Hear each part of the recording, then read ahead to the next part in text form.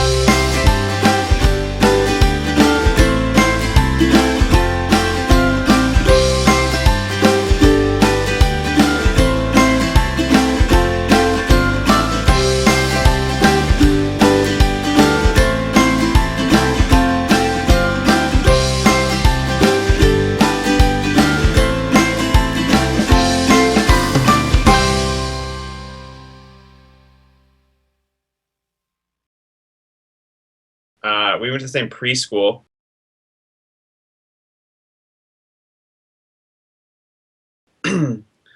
He was a bully there, if I remember correctly. I was pretty meek, little dude, and I remember he was just like, I would come home and be kind of terrified about going to preschool the next day because he'd be there. He was just he just did what he wanted. He was loud and he disobeyed the rules. And then later, in middle school, we were on the same basketball team together. He always likened his style of play to Dennis Rodman. Yeah, he always wore an old school Rodman jersey because he was a big Bulls fan, and he was covered in bruises because he was always just like flopping around under the hoop. And we've just, you know, he's my dude. We've stayed close ever since. We chat like every day online when I'm at work and he's at unemployment, and whenever I'm home for the holidays, I'm always right with him, and he never comes and visits me, but I'd like to think he would. Yeah, I'd give a lot for that kid. As a high schooler and a middle schooler, you're not like confident in who you are, and you've got this kid who's just like, he's so loud, and he would just swear, and he would say, like, I remember we were in a Meijer parking lot once. I wish I could give you the footage. It's somewhere, and we were just driving around, and like, he gets so caught up in the moment, and he's definitely like, he's not aware of his surroundings. He's always distracted. So we were like yelling, "Do it up the butt." Or like he was yelling, "Do it up the butt," and we were all laughing. And then and I'm driving, and there's just like, he just keeps yelling it out the window, and it's funny because we're driving around, and so like we can just like, ha ha ha, we're crazy, you know, high schoolers, and then we're gone. And he's just, and like, but he's not aware that I'm parking. So I pull into a parking spot, like, and he yells, "Do it up the butt!" And then like, there's this lady getting into her car right next to me, and I can't drive off because like the end game is for us to go to the store and pick up a 6-pack of pop or something. And then we're all just like, "Miles, you idiot," you know. But now who I am, I'll always have those memories like playing on the backs of my eyelids. So whenever I close my eyes and I'm bored or I'm just like looking for an escape, I have all these like crazy Miles memories of him screaming, "Do it up the butt" at some harmless old lady in a Meijer parking lot. He's very comfortable. He always has been. I mean, he's definitely broken out since his like high school years and college years, he's like a whole new kid, but at the same time, he's still always been Miles.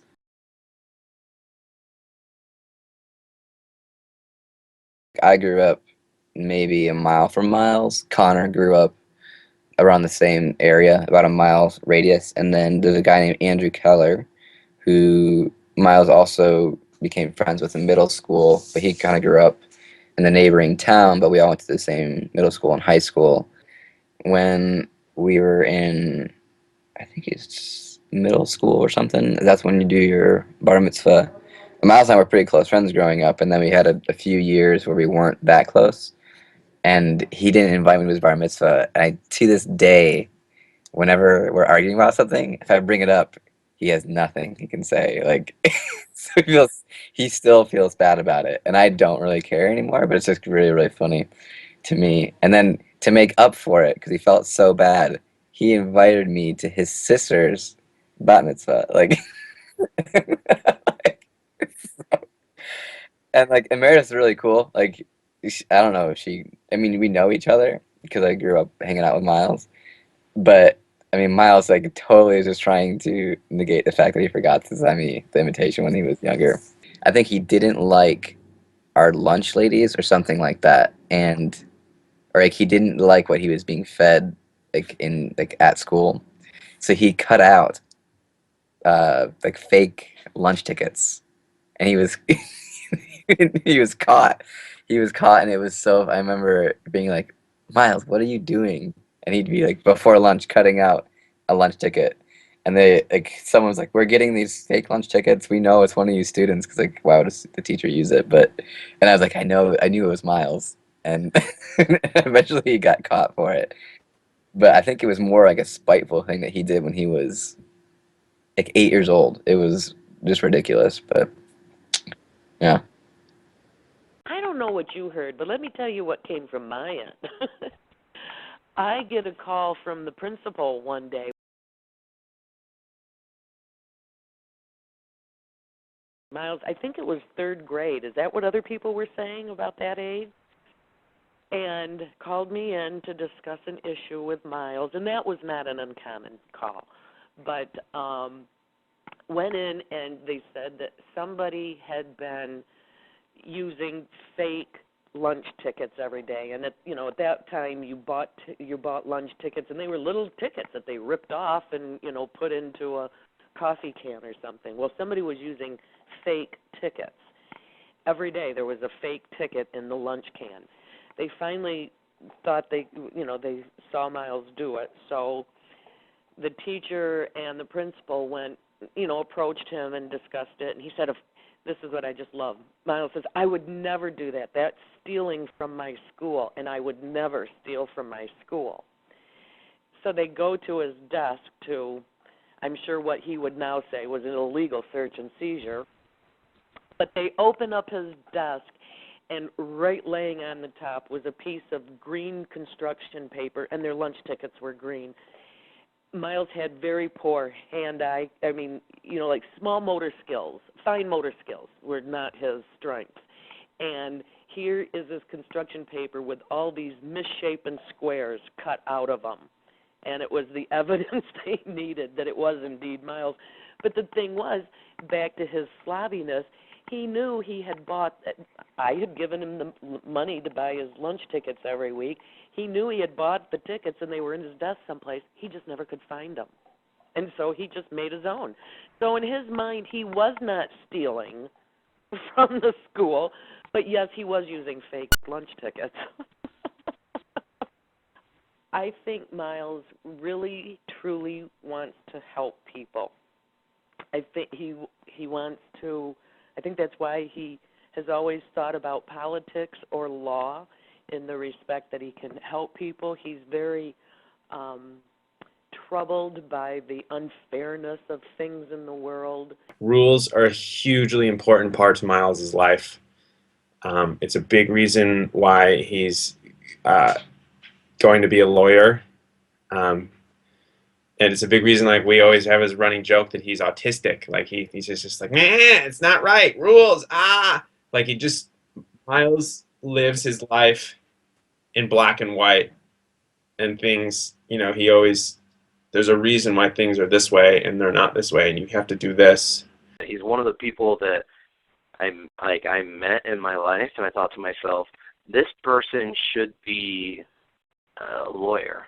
Like I'm not just like, I met a lot of smart people, and I went to grad school. I met plenty of academics. I met plenty of activists, and I met plenty of people who like to argue for the sake of arguing.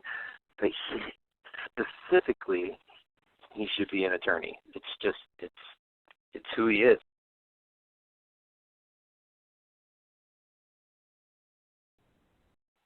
So Miles and I actually met in Portland. We did a summer internship with the Oregon Bus Project. We were both, I guess you call it an internship, I don't know, it's fellowship technically. But we were both there as Politicore fellows. We were sort of organizing local politics in 2008, summer 2008. The thing with Miles and I is that in Portland, when we were in Oregon together, neither one of us drank. And Oregon is very, like, Oregon, but Portland specifically is very much a beer town. It's very, and I do not mean to badmouth it at all. Like, I love Portland. I love Oregon. I'm not sure Miles would say the same, but I do love that place very much so. But it's a beer city, and so people are sort of constantly drinking. And we were we were with college students. I was in grad school. Miles was just out of undergrad. The point is, like, we were young and people were drinking and having a good time, partying a little bit, as much as you can when you're working 60 to 80 hours a week. And but Miles and I neither one drank at the time at all. I distinctly remember sort of the moment where I understood that sort of big, noisy person that he is was like, there was like real talk behind it, and we were standing on the top of the Politicore building, and we went up there for the 4th of July, and we were standing on the roof, and we were just like, there wasn't like any, I don't know, like touching romantic comedy moment or anything like that, but we were just standing out there and we were hanging out, and neither one of us, we both understood we weren't going to drink, and we were just like standing up there for the 4th of July watching fireworks. And I specifically remember one moment, and we were standing up there. Everybody else was drinking. There was several people up there. There were a lot of people in different offices that had rooftop access. I distinctly remember somebody saying, some fireworks start going off, and some guy in the background just yells, "Blow some shit up for Jesus!" We're hanging out up there, not drinking, and together, and just kind of shooting the shit and talking about the fact that how each of us got to the point where we didn't really want to drink at that point in our lives, and it was that was kind of it. So I'm a little guarded with people, like a lot of people are just in my mind are a lot of noise, and I like those people still. I'm not trying to discard them completely, but I don't let a lot of people close. And in that moment, I was like, all right, this guy, that was the moment where I dropped my guard a little bit, and I was like, okay, I like this person. That makes sense. It's true. It's actually really remarkable. Anywhere Miles goes, he kind of just develops this own personality that everybody knows and most people like. It's a really good quality.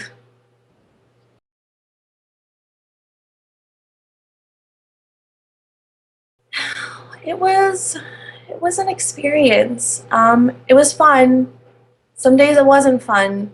Some days it was just a lot of being grumpy at each other because somebody bought $60 worth of cheese sticks and we didn't know how to split that up on the bill between the three of us. Some days it was just really weird, like the time that Miles discovered that he could use Amazon Prime to buy Nutrigrain bars. So he would buy like boxes and boxes of Nutrigrain bars at the same time, and we just have like a giant box of them, and we didn't really understand why he needed Amazon Prime for that. So he just finished law school right now. And he had a very set pathway on how he will, eventually rise to Miles' power. He's going to become a district attorney in Michigan. He's going to become a state rep. And then he's going to be appointed ambassador to Guam. And then he's going to become postmaster general. I don't know why we need an ambassador to Guam. And then he would become vice president, and then he would become president. Does that make sense? No, it doesn't. However, that perfectly sums up Miles to me. Miles, he's self-aware. He's self-aware in the big picture, in the macro, in the micro, in a moment. Like, he's going to knock over a table. He's going to break your mom's nice china. And he just can't control himself enough. So, big picture, he's like, all right, I need to have so much stuff stacked in my favor so that when I do inevitably break your mom's nice vase, it'll be like, oh, whatever, it's okay, Miles, you're such a sweetie. He's definitely always preloading the scales in his favor by doing a bunch of nice things for people. It's really smart. It's a really good adaptation.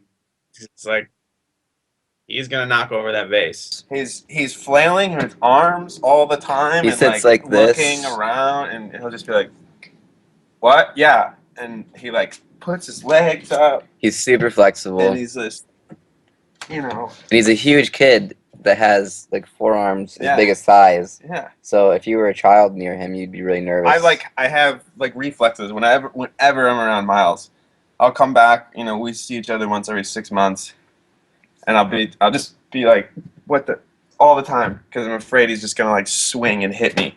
I'm always like, my neck's always sore because I'm tense, especially like in the car. Yeah, Jeremy's like a ball. He's just like all this. He's a pretty short guy, but he's all muscle, and he's just like. Miles makes me so nervous.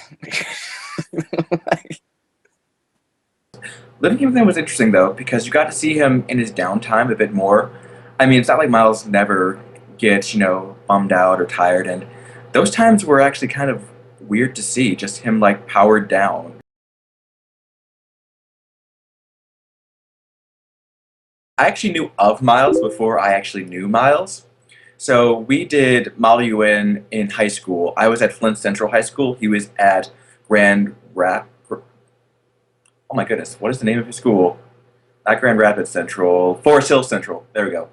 So their school and ours had a sort of Model UN rivalry at the Great Lakes Invitational Model UN, or Glimmin. So he and my best friend, Kat Batstios, would often wind up in the same committees together, and they would just annoy the hell out of each other.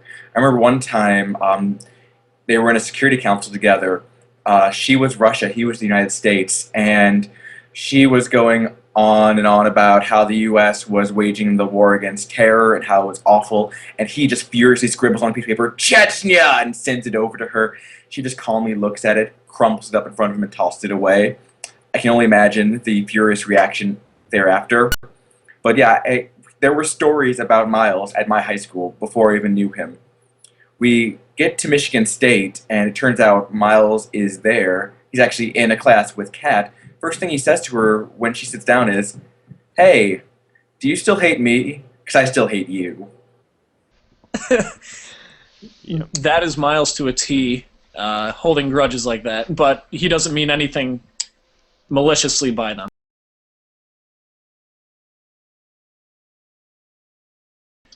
Back in high school, we went to rival high schools. I joined my school's Model United Nations team, and he was on his. I did not know him at all in high school. I didn't like anybody that went to that high school. And it was the GLIMUN, Great Lakes Invitational Model United Nations in Kalamazoo. And he was the United States, and I was, I think, Afghanistan. And he, being Miles, I'm not sure if it was in the General Assembly or some small committee, but he tried filibustering everybody in the whole conference. So that was my first knowledge of Miles Greengard himself, and I did not like him at all. I thought that he was a pompous asshole, but today I consider him my best friend. He's a very strong personality, and he can come across as a huge asshole. But that's what I love about Miles. He doesn't hide who he is. With Miles, if you're with Miles when you first meet somebody, what you just said, like, people are like, hey, this dude's an asshole. Like, it's validated, again, through myself, and probably Connor will say the same thing. We get a kick out of it because we think it's funny, and we know Miles, and we know that person will eventually understand that's just who he is for a little bit. But then once you actually talk to him, he'll be intrigued, he'll be asking you questions. He's not just the asshole he comes off to be initially. Miles is an ass. Well, you know,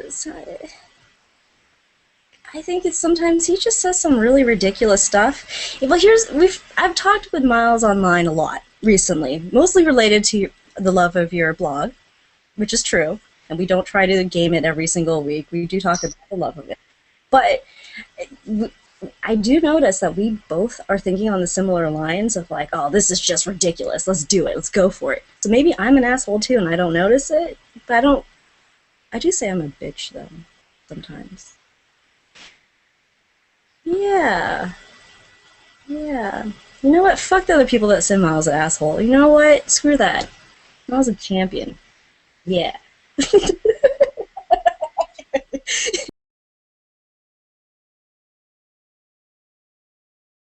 He was a really awesome DIA staff person. I can't remember if he was chair director, apologies. And all of the students and teachers were just raving about this one individual who was just like clearly rocking it. It was getting through, the discussion, is also helping with the students. And that's, I think, where I first remember, like, in my mind hearing, like, oh, Miles Greengard, that's the name I gotta watch, Miles Greengard. I think Miles did Model UN for the glory, and, I think he loved a good debate, and whenever he could win, he would like to just really have that over people. I've had that experience of not losing a debate in MUN to him, but just in life, he really enjoys winning, so I think that that's one element. I also think that he enjoys being he enjoyed being part of that organization just in terms of the other people in it, the relationships he had, and being able to put on a good conference for the delegates. But I think that was secondary. I think that he just really enjoyed participating himself, and he enjoyed watching others participate, and he enjoyed having the experience of being a damn good delegate. I went to law school and I'm Hispanic, so I like to argue myself. So I think that's one of the other reasons that we became friends, because I'm not someone who will back down from an argument, and I think he liked that because he had someone to, fight with.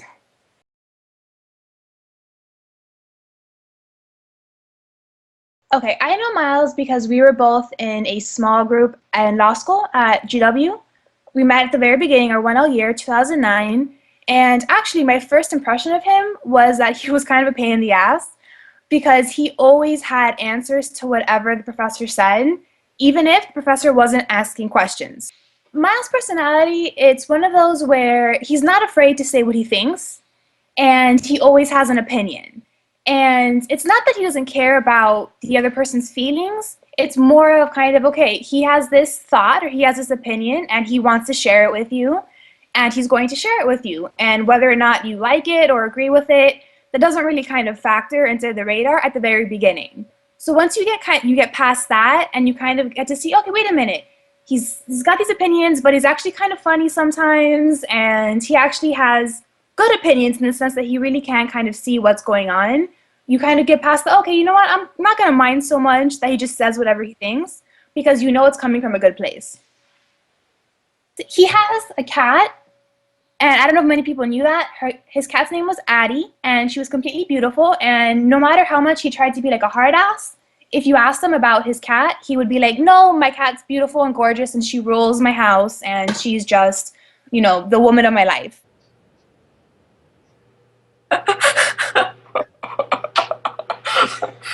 Oh, he's never told us that he thought. So the cat's name is Addison Greengard. That's Addison, which is a pretty serious name for a cat. He said it's because when he first saw the cat, he thought the cat had ADD. I mean, I think having the cat was an interesting detail to the whole experience because it wasn't our cat, but he didn't particularly care for the cat initially very much. I mean, he took care of it, but I don't think he particularly liked it. He always talked about how he wished the cat was a dog, which it never was. It was just a really interesting detail because the cat was also, it wasn't just like a little cat that was nice. It was a big, fluffy, pretty mean cat. Doesn't really seem to go with Miles at all. And I just had this image in my mind of the classic being in the apartment experience of watching Miles play Xbox with his headset on with this fluffy cat sitting on his chest. And he just talks to it like a little baby while he's also screaming on Xbox. He's a very good sniper. He's killed a number of people. Explodes a few heads every now and then.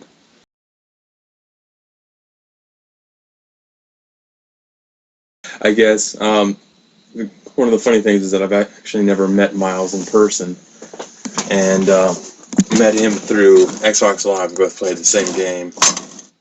Mass Effect 3 is how I met him, and I don't know. I guess we kind of become good friends because we've been playing together.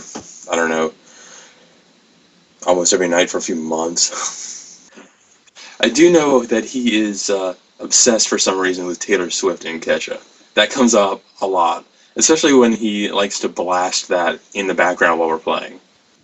The impressions I've gotten from him is that he is he's a good guy. He's a lot of fun to be around. It seems like interested in a lot of different things, but can also be very opinionated.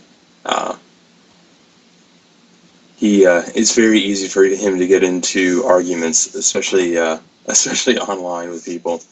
I can remember times when he, I pulled a guy into a game that he didn't know, and I didn't really even know this guy either. And I remember them getting into an argument for about 20 minutes about what made this guy a terrible person. He's able to multitask and argue and play at the same time. Yes, Miles is definitely good at impassioned arguments, especially about ridiculous things on occasion. He rubbed people the wrong way. I mean, when we left Portland, there were people that I would guarantee would say that they did not like it. That they would agree with the asshole even then, not as an initial interpretation, but as a lasting one, they would agree with that. But I mean, he's that person up front, and then you just kind of you got to get through the noise a little bit, and then he's an endearing person. I mean, he's a big loud teddy bear, I guess, if you will. I don't know. So Miles, he's always been a troll, just part of his nature, in the true internet fashion of I will bug you just to get a rise out of you. I may not even believe what I say, but man, are you going to be angry about it? So he got really bad at one point. He was just every other sentence out of his mouth was to just get a rise out of us. Got so bad, he was driving Allie to the airport, who he knows does not like flying, and he would just keep making jokes about how she was going to crash until she said, "Dude, that's not funny." He got really serious from the way she tells it, and just said, "Yeah, I know, I'm trolling way too much. I need to stop. This has to stop." So what happened is we devised a system. If and when, mostly when, Miles said something that either Allie or myself considered to be trolling, we could yell "troll" at him. That would give us 1 point. I'll get to the points in a second. If he realized it before we did, he would call troll on himself, which is worth half a point. Now, these points accumulated over the days, but he would manage to get 1 point subtracted at the end of every day for, good behavior or whatever, just to make sure that he did not stack them up too fast. Once he got to 10 points, though, he would owe us the dinner of our choice.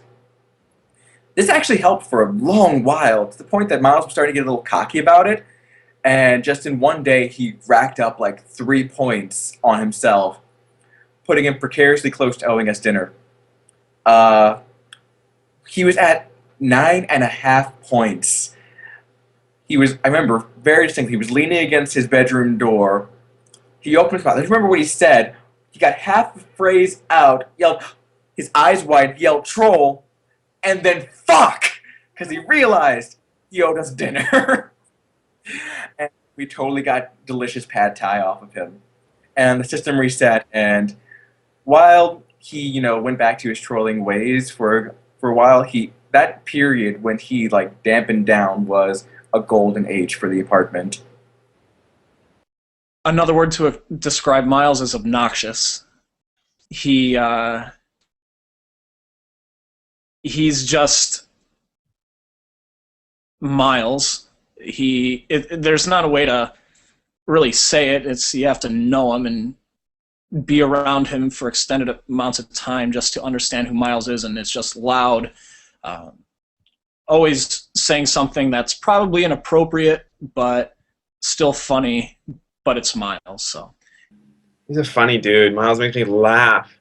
He's always made me laugh. He's just made me laugh till I cry hundreds, thousands of times. Stuff he does, he's just like he's like a big puppy in a room. He'll knock anything over. He's just, he's hugely unpredictable. It's always a riot. Just being with Miles. He's a good time. Miles makes me laugh in a way that I'm like, it's kind of like it's an unserious laughter, if you will. It's goofy. It's goofy. Really? This is what you think is funny? Okay. Well, that's kind of funny because you think it's funny. when we were in Portland, we were sitting in a room, and he would say something and think it was funny, and he would think it was funny, and everybody else would be like, really? This is what you're gonna go with? But he would hold it there, in an almost Seth MacFarlane style way. It's so long that it's awkward, and then it gets funny. Miles would kind of do that a little bit. He'd be like, yeah, you guys think this is funny? Yeah, no? But it's funny, right? And then everybody started to laugh. Okay, it's kind of funny. He recommended Human Centipede to me on Netflix. I don't know why he recommended Human Centipede. You know what? Here's the possibility. I probably said, you know what, Miles? There's this ridiculous internet thing. You should watch it. And then he came right back at me and was like, you know what? Human Centipede. It's a story about the closeness of humans, the dark reality of humans, and also, it was just something to watch on a Friday night when I had nothing better to do and I was tired and I wanted to relax. So you know what? Screw you, Miles. I hate you so much. One Halloween, we were going to go to a party, and to the Halloween law school party, and we all got tickets because they charged tickets for that. And Miles came over, and my friends and I were dressed as pinup Sailor girls, and we looked really cute. And Miles came as Rex Ryan. And we said, why would you want to come as Rex Ryan? He is just a horrible human being. And Miles said, that's exactly it, because I can shout at people all day, and I can tell people what I really think, and they won't realize that it's me. They'll think it's Rex Ryan. So he was super excited, and he came over for our pregame, and we were all, just having fun. And he ended up not going to the party because someone else that he knew wanted to go, and they hadn't gotten tickets in time. So Miles gave her his ticket, and I think that's kind of Miles in a nutshell. He'll do what he wants no matter what other people thinks, and he likes to tell people what he thinks. But at the end of the day, when someone needs him, he has no problem about sacrificing stuff and just stepping up to the plate and, giving away his tickets so that someone else can have a good time.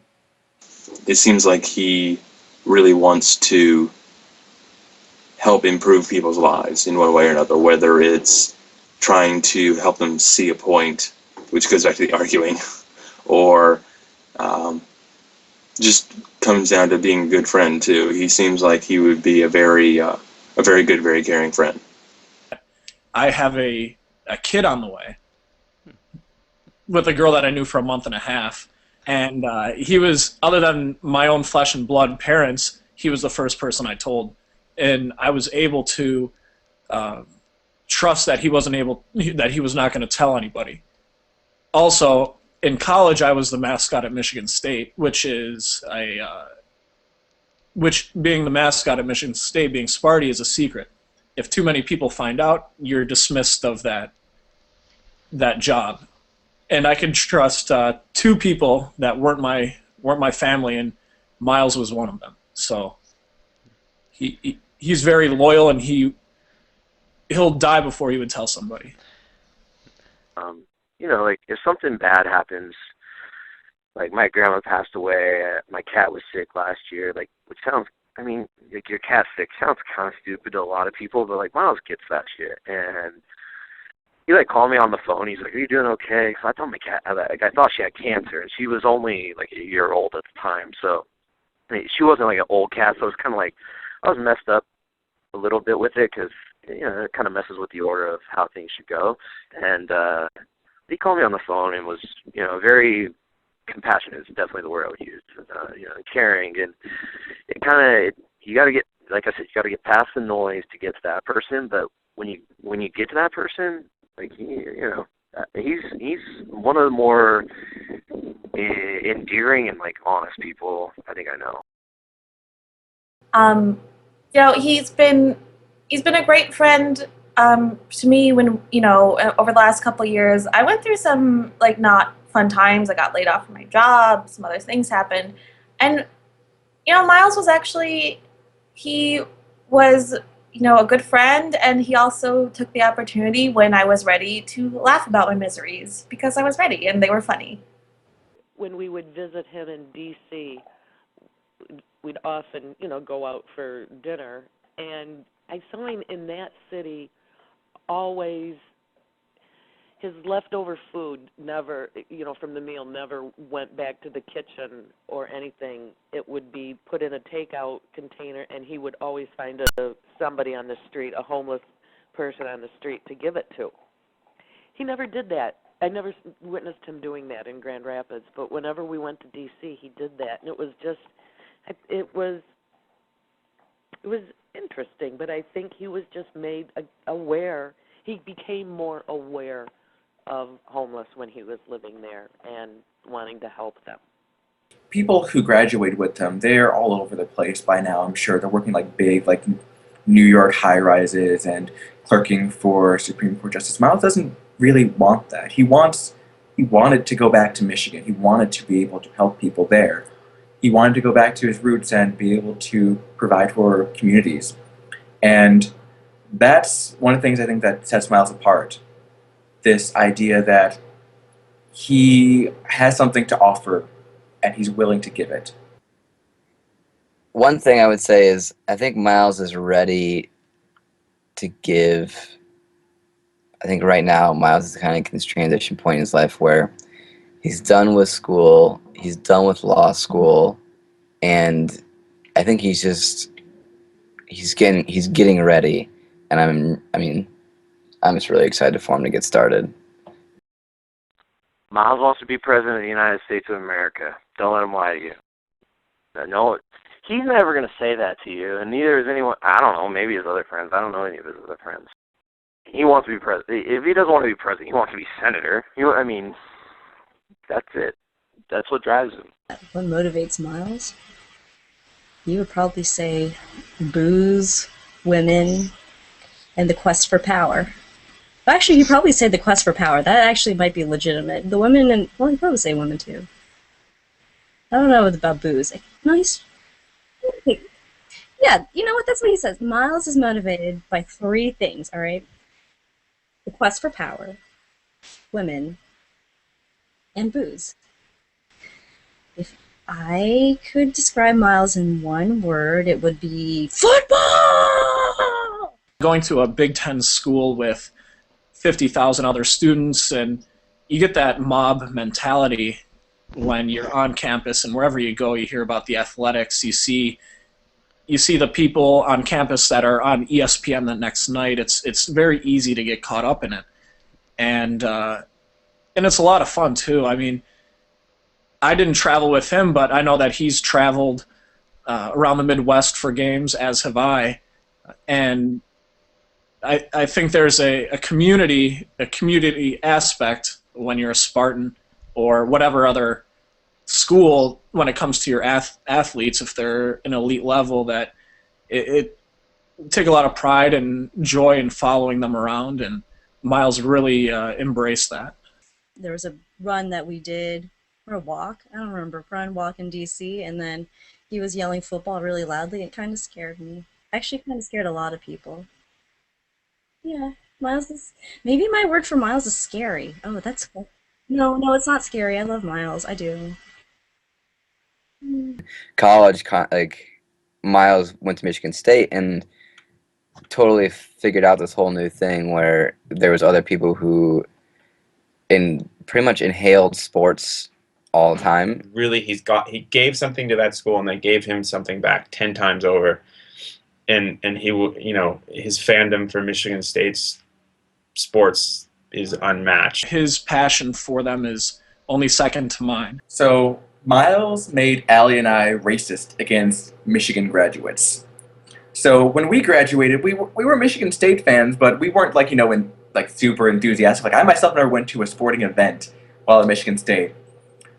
Miles was just so adamant in his hatred of the University of Michigan that these days, when we see people on the street wearing Michigan gear, both Allie and I just scoff and just cringe at them. So we blame Miles for that. 3 words describing Miles. College football's 2 words. How do you combine caring and college football in a way? Caring, as an example, when I was going through the hard time with finding out that I was going to be a dad with a girl I was no longer with, he was there for me, no matter what time of day. I mean, I don't want to be that nice to him because he's my friend. I'm supposed to kind of give him a hard time. But he's... Is there a word for... I'll say caring. He's like, for me to know like him and the way that he treats girls is just like he's nauseatingly caring, like just like constantly. And I get it a lot too. Like I've gotten so angry at him because we'll be driving, and if I stop talking because I'll be in my head, and I think I'm just thinking about something, and he'll just turn and he'll go, "You all right?" And it's like a gut instinct that he has to like just be like, is everything okay? Like, is there anything I can be doing to make you happier? To take and I'll get so mad because I'm like, yeah, I'm fine, Miles. I was just being quiet. He is the most genuine person, but it can come across as insincere. Whereas Miles and I would take road trips to Chicago to go to Chicago Bulls games for the opening game of the season. One year, my dad, myself, and he went down to Chicago, and we came back, and the whole time, oh, Mr. Krusek, thank you very much. Oh, thank you so much, Mr. Krusek.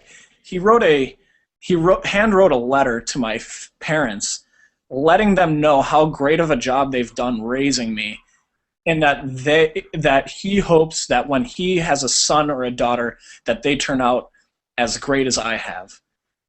They understand where he's coming from. They know him really well. They consider him an extension of the family, and actually he is, because all religion aside, him being Jewish, me being atheist, my son is going to have a godfather, and it's going to be Miles. He's a good guy. He's a good guy. I think he's a good friend. I'd like to have a friend like him. But like one story that we always talk about is the tale of Super Jew. Super Jew was this like, I don't know, this like alter ego that we kind of created for him um, shoot, it would have been like freshman year or sophomore year. We were at my house, and there was a church youth group.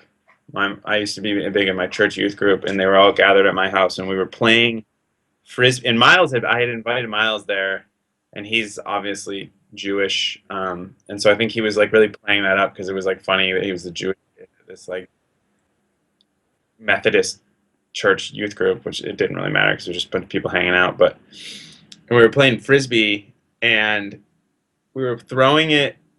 The youth group leader is this like 20-year-old kid, and he still tells this story all the time, and he's only met Miles once. And we had this huge, like 30-foot metal pole in the middle of our yard with a giant birdhouse, like a 10-hole birdhouse for these birds called starlings to live in.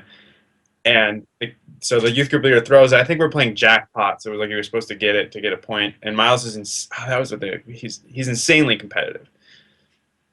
And so he goes running for it, and he's like, "Don't worry, Super Jew's got it. Super Jew's got it." And he like lays out in the air horizontally diving, and he's got glasses on, and he just runs, just full.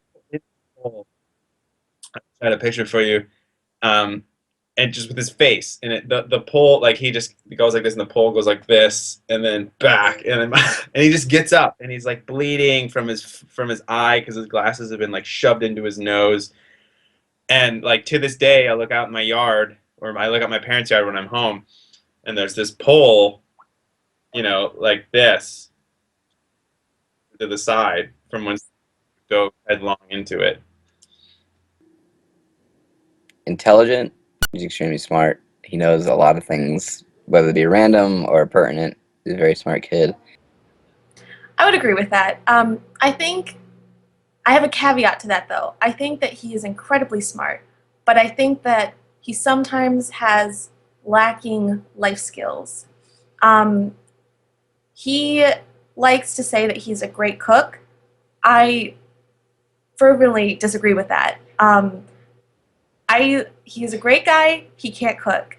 The things he can cook are peanut butter jelly sandwiches and eggs, and the eggs are not good, so he can't cook. He also had an ongoing problem with how he loaded dishes in the dishwasher.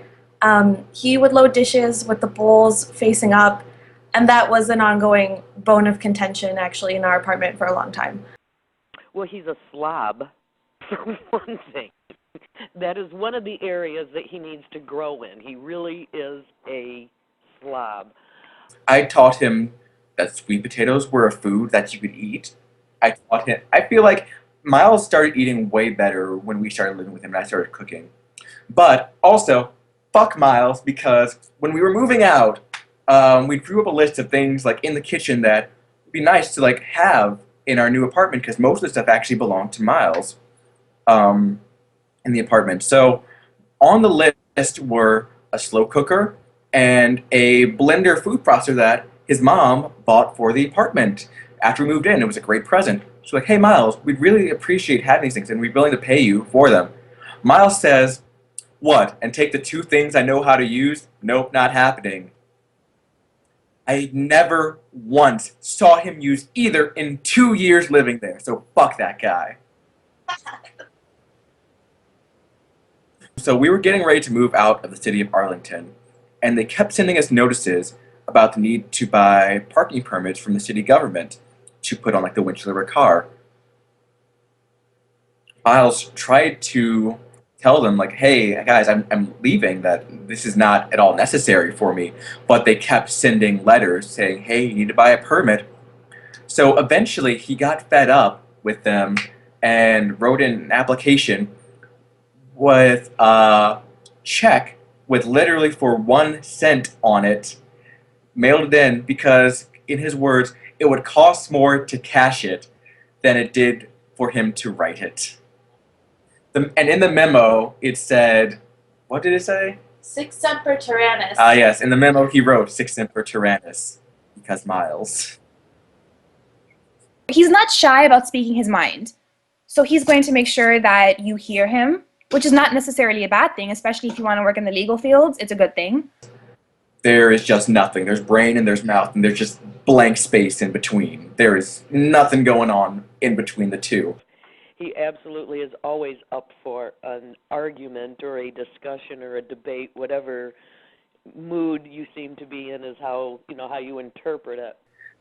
Exasperating, I'd say that he is just so on almost all the time that it can be tiring. He made for amazing comic relief in the apartment. When either of us was feeling kind of down, Miles would just be his Milesy self, and it would be a great way to forget that you were bummed out.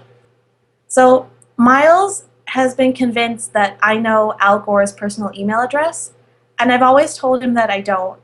But secretly I actually do, so I'm going to just say it. And it's Al.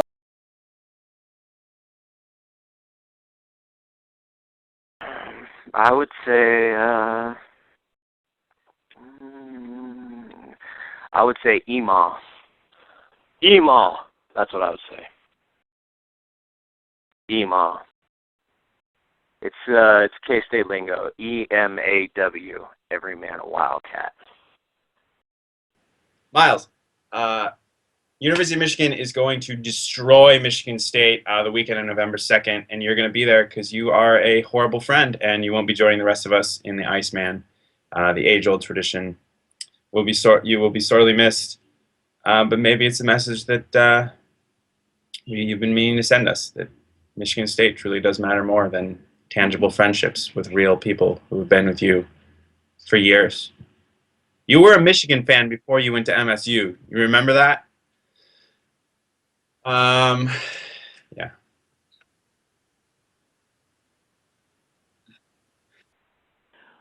I certainly was not a perfect mother by any means, and Miles has you've become such a wonderful man. I'm very proud of you. That's what I would say. To Miles, I would say, Miles, thanks for being someone that I could complain to, complain about, shout at, just talk to. And just as one last thing, I am not ever moving to Detroit. It is not a fun city, and you're just wrong when you say that. So Miles, I just never really appreciated how much effort it took you not to burn down the apartment. So again, thank you for all that. Hope you're doing well. Congrats on passing the bar. Visit DC anytime. Our apartment would be more than willing to put you up. And hope you're doing well up there. Also, I have no idea what you're doing with your life. You should probably, do something so I know. Message to Miles. I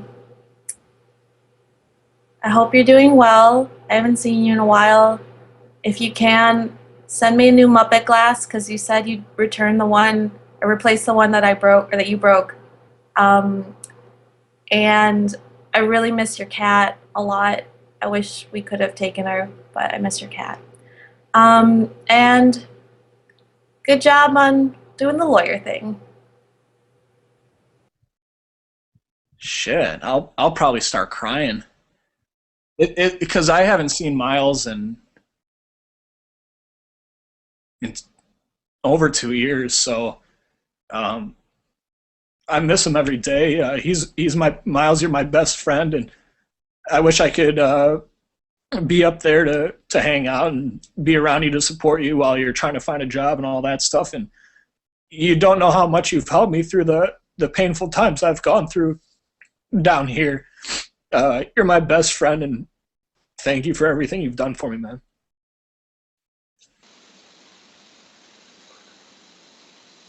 I guess if I had a message for Miles, it would have to be that I have loved getting to know you. It's been a lot of fun hanging out with you and the other guys online. I appreciate how you're very good at checking in with me and talking about my interests and things like that. It's a very cool thing. And he's always asking me about my book that I'm working on writing, and seems genuinely interested in it, and that's always appreciated. You're a good guy, Miles. It's been a lot of fun getting to know you. It'd be awesome to meet you in person, and who knows, if I get this book published one day, and if they send me on a book tour, I'll make certain to swing up near you all, so I can finally meet you in person. Make sure I get an invite to your kid's bat mitzvah. That's my message. All right, Miles, dude, we won. We won Out on the Townley. We got the request. Yeah, I liked my own status, but that's okay. We won. We did it. We're awesome. You know, now we have to let it be. We have to actually, let other people put their good ideas. It's not going to be awesome as this one, but we can't make everything Miles-centric, nor can we make everything Sarah-centric. So don't do that. To the other people who participate on the Townley, that message was specifically to Miles. So if there's someone else that wants to do this, if we want Robert Townley to make a statue of Miles made out of peanut butter, that's your thing. Remember, the prompts are optional. The best part of this is that I can see Robert Townley crying as I propose this idea. Isn't he amazing? Peace out, Internet.